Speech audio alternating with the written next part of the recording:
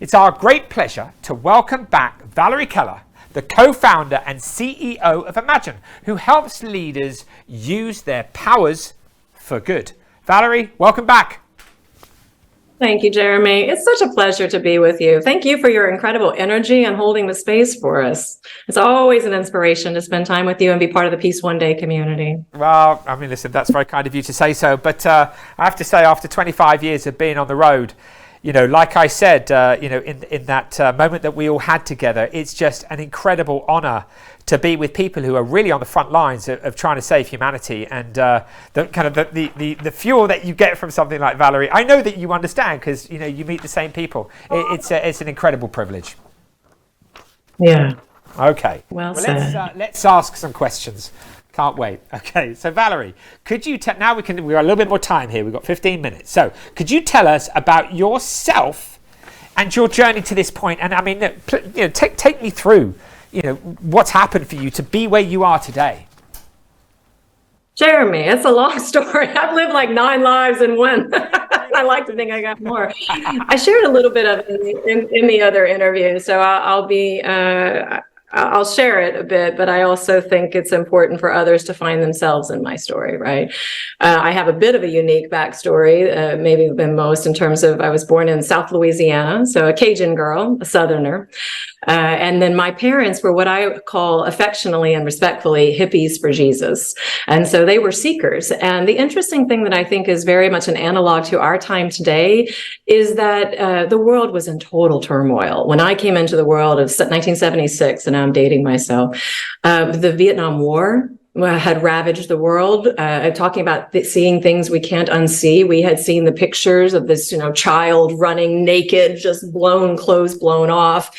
We had seen almost in a way a full expression of how humanity can be so dark and how we can hurt each other in such a big way. And then you had the converse of that, of people who were holding space for a new dream, for peace one day, for a world that works for everyone.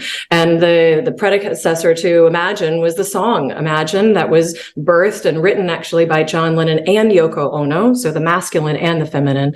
But we had seen people who were craving to step out of this horrible world and create something that was new and different and a place where people could thrive. And so you had Woodstock going on, and then you had people like my parents who sought out a sect. It was a Christian cult. It didn't start off that way, I don't think. It started off from a pure place.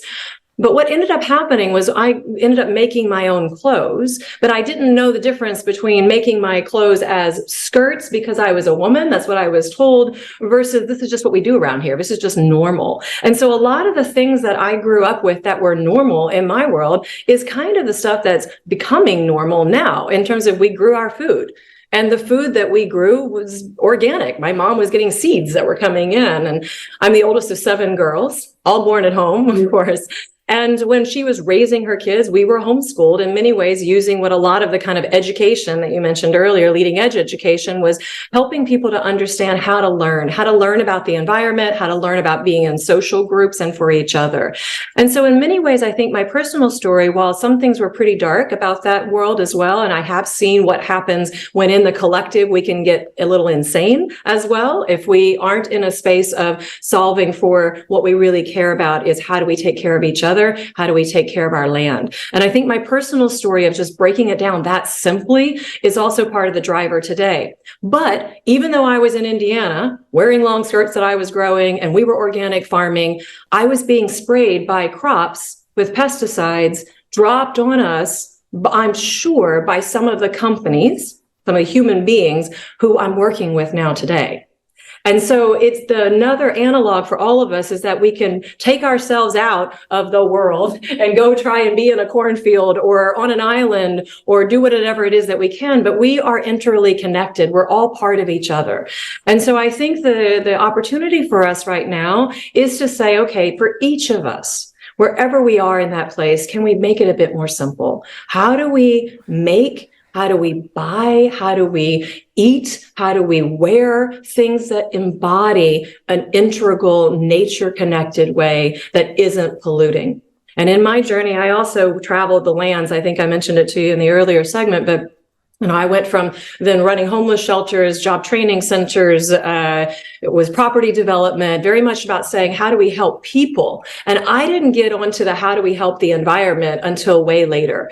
I left a job in finance. I was working for a bank and I could see the power of money. And I still see the power of money now. And that's why I work with some of the people in the world's biggest corporations and big pots of money, because in this world that we've designed, we've created and made it up so that money has a lot of power in this world. Money can convene, money can move things. It's become a necessary source of energy. It also makes us crazy. So I left finance to go and work for helping people. And I thought, oh my God, the environment, somebody else has got to deal with that because I'm just trying to save lives.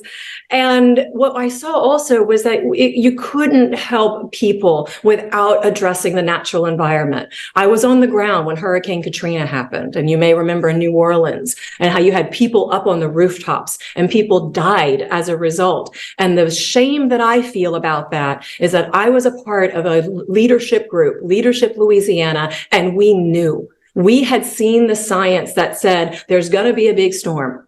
It's going to come in. New Orleans is going to be a bowl. The water is going to be trapped. And by the way, it was created. Why? Because of the unnatural oil and gas pipelines coming in and actually then scarring the land and bringing the seawater in. It was a man-made natural disaster. And Al Gore talks about this a bit while as well. And I hear it in the halls of Davos. I hear it in Oxford. We hear it in corporate boardrooms around the world, and particularly those who are working for big insurance companies. It is absolutely predictable that we are going to continue to see crises that we're going to call natural disasters. These are entirely predictable. The impacts, of course, mean that it's going to have people washing up on the shores. My co-founder, Paul Pullman, was actually just speaking in Greece last week, and I was talking to him on the phone, and he said, did you hear what happened? Right outside the resort where he was being convened to talk to leaders about how to help change the system, there had been yet another boat that had capsized, maybe 100 people, 800 people, we didn't even know at the time, whose lives were lost. Why was that? They were just trying to get to a better place. So when we see natural disasters that are coming, it's gonna destabilize societies. Human beings who are living here now today want a better life for themselves. They want a better life for their children. They're gonna do the same thing that my parents did when they left South Louisiana and went up into the cornfields of Indiana to try and find a community and a life where they could be safe and raise their kids according to a belief that they believed in. And we're gonna see more of it. Syria and what happened there, and the fact that you had all these immigrants that are now in Europe. My new chosen home is in Europe. And it was completely predictable to have human beings washing up on the shores of these countries because these countries are man-made borders. It's all constructs of our mind. The idea of the nation state, it's a thing. We decided, some other humans who aren't here right now decided that this is called the United States of America, where I am right now, or what Europe is. And so I think it's super important for those of us who are in leadership roles or just human beings today who say, we see what's coming. We actually then can step into our leadership to say, how can we partner together with people who have the power to help change the system?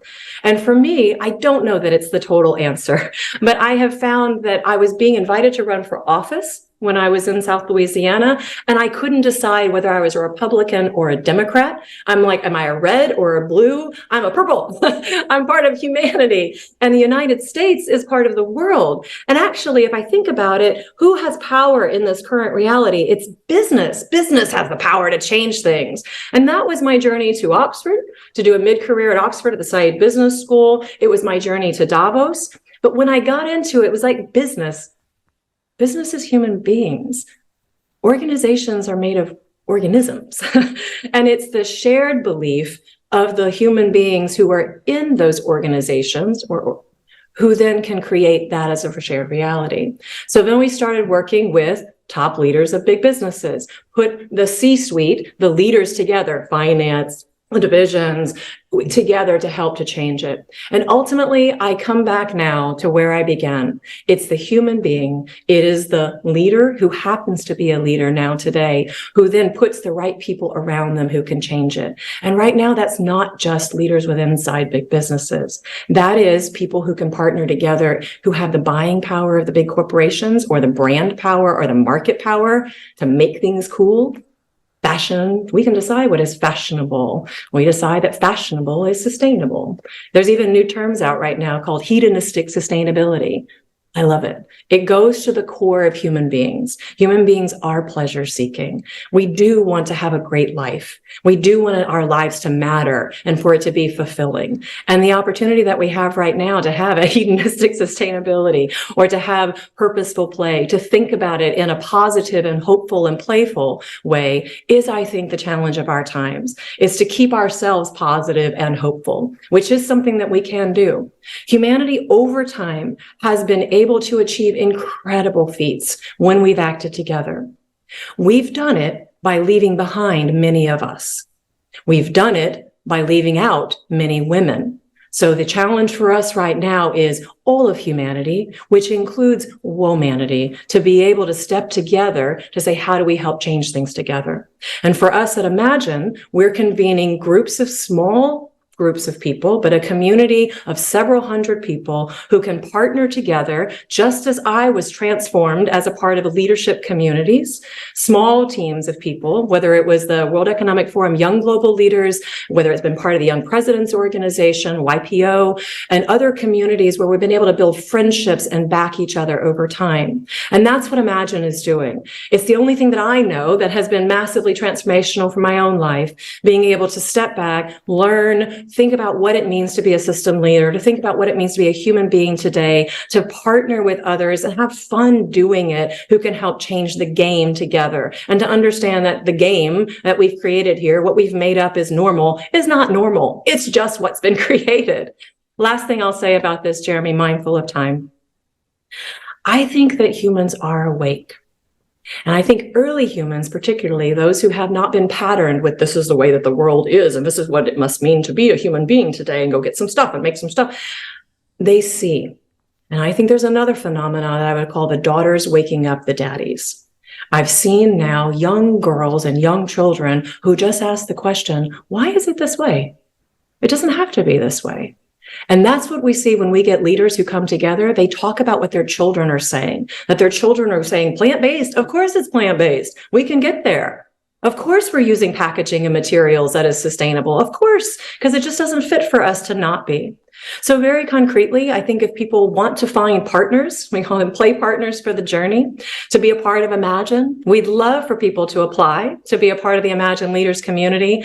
They can find them on LinkedIn or on the Imagine.one website. See who the tribe is that's forming. If you know somebody in the community, reach out. If you know somebody who should be, nominate them. Very concretely, we're bringing leaders together a couple of times a year in Oxford to be looking at systems transformation, looking at ourselves, at our own lives and our own leadership, learning from been there, done that leaders. Imagine has a community of alumni CEOs, former CEOs like my co-founder, Paul Pullman, but 50-50 men and women. Sally Jewell, the former head of the Secretary of the Interior, CEO of REI, and people like that who are ready to help partner to accelerate leaders who are systems leaders and to accelerate their businesses. And very practically, we're just about putting together those leaders who happen to be in big corporations with those disruptive innovators and those who have the system around them.